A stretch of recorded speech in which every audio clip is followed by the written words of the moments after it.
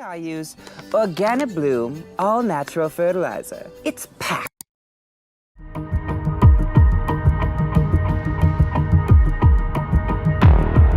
Is advertised here as an ad blocker, so block ads, browse safer, browse faster. Back in 2012, AdBlock cost Google $887 million. By 2015, this number rose to $6.6 billion.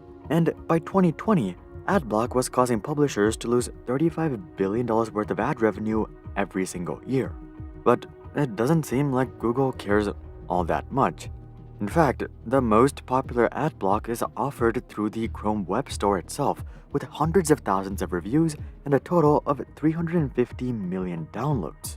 You would think that any reasonable ad business would have taken this down by now, or at least taken steps to make AdBlock ineffective. I mean, AdBlock surely has no chance against Google's tens of thousands of engineers, right?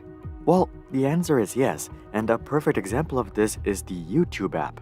Due to the design of mobile apps, no AdBlock can block ads on the YouTube app itself. But there is a way around this on mobile devices. Instead of using the YouTube app, you can use a mobile browser along with AdBlock. So while Google has added roadblocks along the way, they haven't gone as far as completely taking down AdBlock, even though they could theoretically do it quite easily. In fact, they have not only not taken steps to eliminate AdBlock, but Google has actually been supporting AdBlock. They've been paying AdBlock tens of millions every year to whitelist ads, and this is how AdBlock makes much of their revenue to remain operational. Hearing this, you would probably think that Google has come to accept that AdBlock is an unavoidable loss in revenue, similar to piracy within the media industry. But what if I told you that AdBlock is actually beneficial for Google? It actually increases their click-through rates, conversion rates, and even ad rates. It also allows them to maintain their domineering monopoly within the browser space and the search space. And if you don't believe me, just listen to this. Back in 2017, Google was trying to build their own ad block that would be built into Chrome. So here's why Google has not only not taken down AdBlock, but why they pay AdBlock tens of millions and support the overall effort. First of all, Google isn't stupid. They're not gonna support AdBlock if they think that it's a net loss for the company. The reality is that allowing AdBlock is more beneficial for Google than blocking it, and one of the main reasons for this is that it allows them to protect their monopoly. Here's the thing. Chrome is by far the most popular browser in the world with over 60% market share across all devices. But if you look closer, you'll see that Chrome is the only browser that's backed by an ad business. Safari is backed by Apple, who is mainly a hardware and services business. They do have plans around entering the ad space, but that has yet to happen in a substantial manner. As for Edge, well, Edge is backed by Microsoft, who basically doesn't even need consumer-based revenue anymore, as they've transitioned to becoming an enterprise business. And finally, as for the last notable player, we have Firefox, who is a non-profit who's actually staying afloat thanks to donations from Google. If you're wondering why in the world Google pays Firefox, be sure to check out our video on that. But getting back to browsers, Chrome is the only browser that's dependent on ad-based revenue. Google is an ad business and they make most of their money on ads. That's not surprising. Just think about it. What happens if Google stopped allowing AdBlock on Chrome? Well, AdBlock suddenly becomes a selling feature for everyone else. Of course, they're not gonna just publicly tell you that you should switch to Safari because it has AdBlock. That would probably be bad PR. They might make a public deal with AdBlock or feature the AdBlock app on the App Store, or pay journalists to make a comparison between the browsers. All of this would result in much of the 350 million users who currently have AdBlock to consider or even switch to one of these other browsers. But by making AdBlock easily accessible on Chrome, Google is able to protect this massive segment of the market. AdBlock isn't just effective at fending off large players either. It's also effective at fending off new up-and-coming players as well. All of the browsers that we just discussed were created by established companies as an afterthought, and that's why they don't need ads. But if you want to have a chance at taking on Chrome, you too would have to allow AdBlock. And while that's sustainable for Google with their nearly $300 billion worth of revenue, it's unlikely that it would be sustainable for you. So, from Google's perspective, allowing AdBlock may mean sacrificing some revenue, but the alternative is sacrificing market share, which is a lot more valuable. Aside from protecting market share, AdBlock actually allows Google to have far better ad performance. Here's the thing, what type of person is gonna go out of their way to get the AdBlock extension or use Safari to watch YouTube instead of the YouTube app? Well, the answer is someone who really doesn't want to see ads. Ironically, this is almost half of the internet, as 42.7% of the world uses some form of AdBlock. Now, Google could force ads on these people, but given their extreme distaste for ads, they would be far less likely to convert, which is not exactly a great thing for Google due to how their ad business is structured. In more traditional media like TV and movies, advertisers pay networks and studios based on visibility. This is why it costs $7 million to air a 30-second commercial on their Super Bowl. They get paid the same amount whether the ad gets a 1% conversion rate or a 50% conversion rate. In other words, the broadcaster doesn't promise any sort of performance, and likewise their compensation isn't based on performance. Google also doesn't promise advertisers any sort of performance, but there's a catch. Google only gets paid if the ad performs because they use a model called pay-per-click. In this model, advertisers will bid on how much money they're willing to pay per click, and the person with the highest bid will be displayed first on search results or YouTube or whatever. So theoretically, I could bid an insane amount like $1,000 per click, and Google could go ahead and push that to 1 billion people. But if not a single person clicks, I wouldn't have to pay Google a single dime. Conversely, someone could bid a much more modest $1 per click, and the ad could be pushed to just 1 million people. But if this campaign had a 10% click-through rate, this advertiser would have to pay Google $100,000.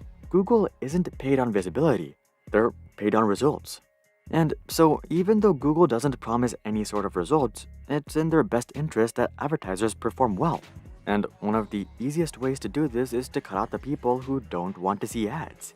These people would simply be inflating impression counts, deflating click-through rates, and putting off advertisers. I think the lost revenue estimates are actually super inaccurate. I'm not exactly sure how numbers like this are calculated, but they're probably using some sort of basic forecasting model.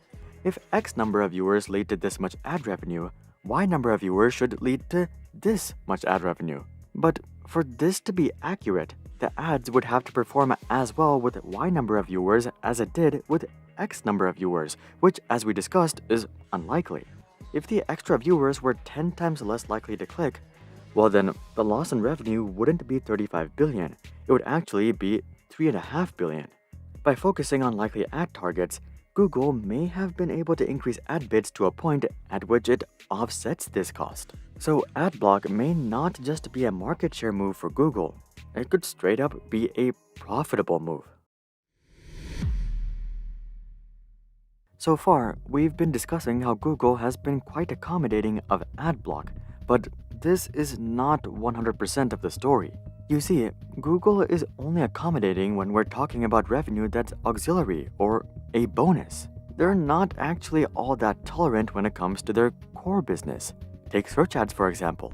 Google didn't waste a second when it came to striking a deal with AdBlock to whitelist Google search ads. The same thing can be said about any ad on any Google-based platform.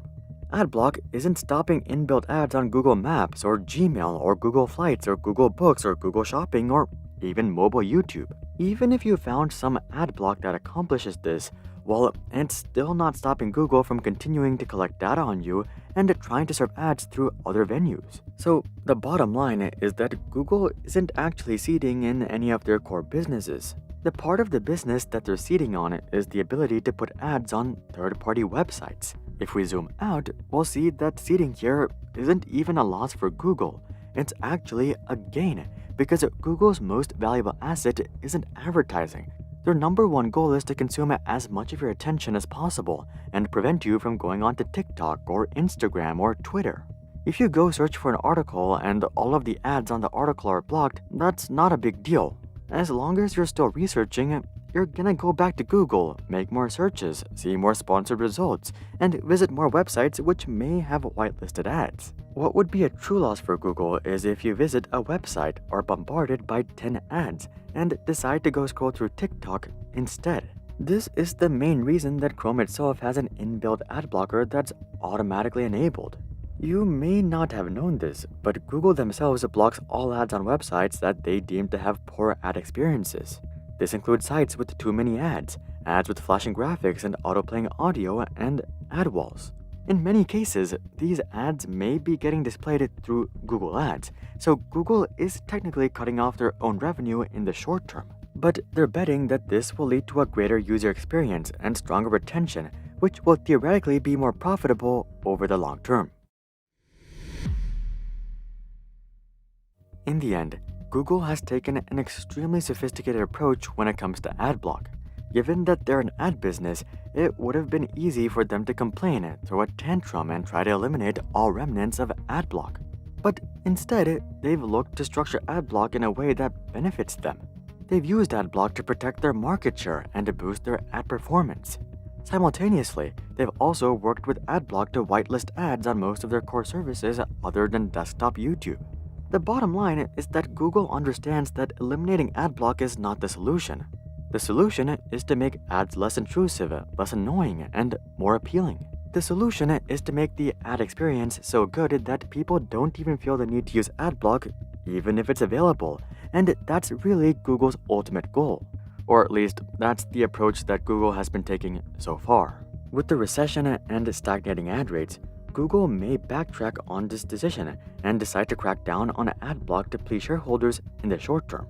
But personally, I believe that this would be a huge mistake. Google got it right the first time. Working through AdBlock is how Google can truly overcome AdBlock, not by just taking it down. And that's why Google still allows AdBlock. Do you use AdBlock? Comment that down below. Also, drop a like if you hope that Google sticks to this approach. And of course, consider checking out our Discord community to suggest future video ideas and consider subscribing to see more questions logically answered. But until then, I'm Hari, and I'll see you guys on the next one.